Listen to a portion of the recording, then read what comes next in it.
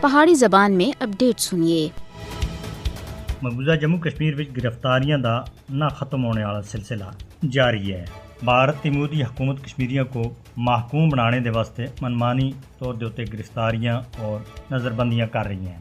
حریت رہنماواں کارکناں دے اتے انہاں دے سیاسی عقائد دی وجہ تھی سخت قوانین دے تحت مقدمے درج کیتے جاندے ہیں، اور اس کے علاوہ بھارت کی خفیہ ایجنسیاں مقبوضہ جموں کشمیر کے اندر فرقہ وارانہ فسادات پھیلانے دے واسطے نوے طریقے استعمال کر رہی ہیں۔ ریاسی وچ حال ہی وچ ایک مندر دے اندر پن توڑ دی وجہ تھی علاقے دے لوکاں خاص کر مسلماناں دی زندگیاں عذاب بنا کے دیا ہیں، جبکہ اس ہندوؤں دے نال مسلماناں دی بڑی تعداد سن بھی اس واقعے دے خلاف احتجاج کیتا سا، لیکن اس کے باوجود مسلماناں دے اتے کڑی نظر رکھی جا رہی ہے اور جس دے اتے شک ہوندا ہے اس کو گرفتار کیتا جانا ہے۔ کشمیریوں دے جذبہ آزادی کو دبانے دے واسطے بھارت کا ظالمانہ رویہ 5 اگست 2019 تھی بعد نئی بلندیاں تک پہنچ چکیا ہے۔ کشمیریوں دی نظر بندیاں کو اور زیادہ لمبا کرنے دے واسطے انہاں دے اوتے کالے قوانین لائے جا رہے ہیں اور سیاسی انتقام دا نشانہ بنایا جا رہا ہے۔ ہزاراں کشمیری کالے قوانین دے تحت بھارت کی مختلف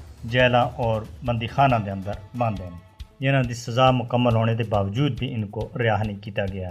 حریت چیئرمین مسرت عالم بٹ، سینئر حریت رہنما شبیر احمد شاہ، یاسین ملک، ڈاکٹر قاسم فختو، آسیہ اندرابی جیسے رہنماواں دی سزاواں ختم ہونے کے باوجود انہاں کو رہا نہیں کیتا جا رہا۔ یہ مسلسل جیلاں دے اندر رہنے دی وجہ دے مختلف عارضیاں وچ مبتلا ہیں اور انہاں دی جاناں کو شدید خطرہ ہے۔ بھارتی جیلاں وچ کشمیری قیدیاں دے نال غیر انسانی سلوک کیتا جاندا ہے۔ بھارت کی انتقامی پالیسیاں کشمیریوں کو بھارتی ناجائز قبضے کے خلاف مزاحمت کرنے تھی کسی بھی صورت وچ روک نہیں سکتی۔ مقبوضہ جموں کشمیر وچ قیدیاں دے حقوق دے متعلق جنیوا کنونشن دی سراسر خلاف ورزی دے واسطے بھارت کو انصاف کے کٹہرے وچ کھڑا کیتا جانا چاہیے۔